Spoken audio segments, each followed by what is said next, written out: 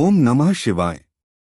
आज हम आपको सुनाने जा रहे हैं शिव पुराण कथा का 42वां अध्याय, जो है दक्ष का यज्ञ को पूर्ण करना। ब्रह्मा जी कहते हैं, नारद मुनि, इस प्रकार श्रीहरि मेरे देवताओं और ऋषिमुनियों की स्तुति से भगवान शंकर बहुत प्रसन्न हुए। वे हम सबको कृपादृष्टि से देखते हुए बोले, प्रजापति दक्ष, मैं तुम सभी पर प्रसन्न हूँ। है मेरा अस्तित्व सबसे अलग है।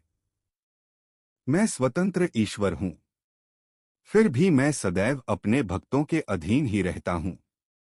4 प्रकार के पुण्यात्मा मनुष्य ही मेरा भजन करते हैं। उनमें पहला आर्त, दूसरा जिज्ञासु, तीसरा अर्थार्थी और चौथा ज्ञानी है। परंतु जानी को ही मेरा खास सान्निध्य प्राप्त होता है, उसे मेरा ही स्वरूप माना जाता है। वेदों को जानने वाले परम ज्ञानी ही मेरे स्वरूप को जानकर मुझे समझ सकते हैं। जो मनुष्य कर्मों के अधीन रहते हैं वे मेरे स्वरूप को नहीं पा सकते।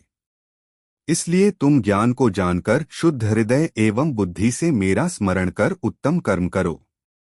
हे दक्षा, मैं ही ब्रह्मा और विष्णु का रक्षक हूँ।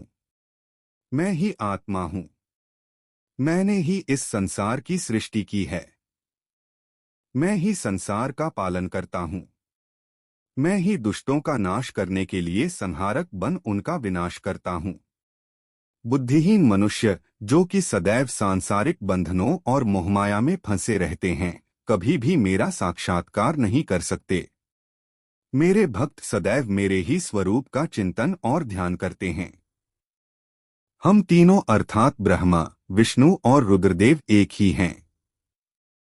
जो मनुष्य हमें अलग न मानकर हमारा एक ही स्वरूप मानता है, उसे सुख शांति और समृद्धि की प्राप्ति होती है। परंतु जो अज्ञानी मनुष्य हम तीनों को अलग अलग मानकर हम में भेदभाव करते हैं, वे नरक के भागी होते हैं।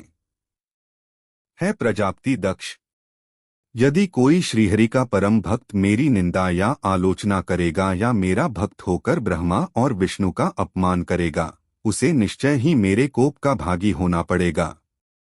तुम्हें दिए गए सभी शाप उसको लग जाएंगे। भगवान शिव के इन वचनों को सुनकर सभी देवताओं, ऋषिमुनियों तथा श्रेष्ठ विद्वानों को हर्ष हुआ तथा दक्ष भी प्रभु की आज्ञा मानकर अपने परिवार सहित शिवजी की भक्ति में मग्न हो गया। सब देवता भी महादेव जी का ही गुणगान करने लगे। वे शिव भक्ति में लीन हो गए और उनके भजनों को गाने लगे। इस प्रकार जिसने जिस प्रकार से भगवान शिव की स्तुति और आराधना की, भगवान शिव ने प्रसन्नतापूर्वक उसे ऐसा ही वरदान प्रदान दिया।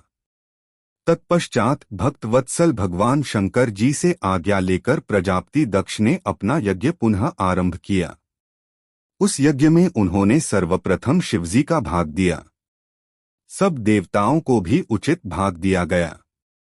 यज्ञ में उपस्थित सभी ब्राह्मणों को दक्ष ने सामर्थ्य के अनुसार दान दिया। महादेव जी का गुणगान करते हुए दक्ष ने यज्ञ के सभी कर्मों को भक्तिपूर्वक संपन्न किया। इस प्रकार सभी देवताओं, मुनियों और ऋत्विजों के सहयोग से दक्ष का यज्ञ सानंद संपन्न हुआ। तत्पश्चात सभी देवताओं और ऋषिमुनियों ने महादेव जी के यश का गान किया और अपने अपने निवास की ओर चले गए। वहां उपस्थित अन्य लोगों ने भी शिवजी से आज्ञा मांगकर वहां से प्रस्थान किया।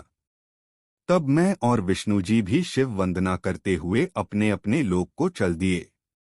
दक्ष ने करुणानिधान भगवान शिव की अनेकों बार स्तुति की और शिवजी को बहुत सम्मान दिया। तब वे भी प्रसन्न होकर अपने गणों को साथ लेकर कैलाश पर्वत पर चल दिए।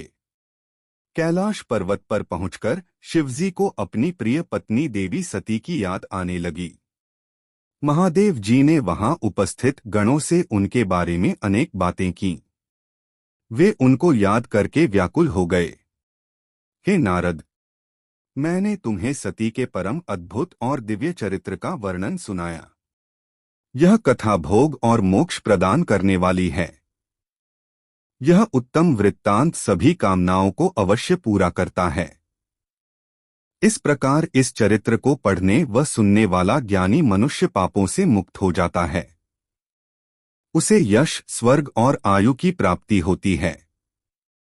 जो मनुष्य भक्तिभाव से इस कथा को पढ़ता है, उसे अपने सभी सत्कर्मों के फलों की प्राप्ति होती है।